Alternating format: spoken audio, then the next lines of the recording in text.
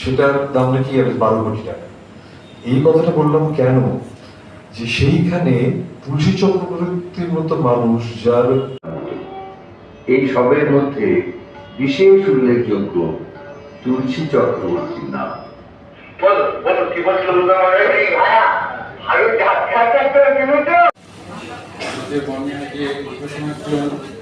অভিনেতা আমরা জানি অনেকেই মনে করেন তিনি একজন প্রত্যেকটা কৌতুকের মধ্যে তো ভীষণ খুশি। ভানু আমাদের মধ্যে প্রথম গাড়ি কিনেছে, তো সেই গাড়িতে নিয়ে এসছেন আমাদের পাড়ায় হিসেবে। কারণ সত্যি কথা বলতে কি, এই কি ভালো ভালো শব্দ বলছিল যে মূল্যায়ন করবেন, তারপর সমালোচক, এসব কিচ্ছু নয়। উনি যে তার তুলসী চক্রবর্তীকে মূল্যায়ন করার মতো ক্ষমতা বা যোগ্যতা পাইনি।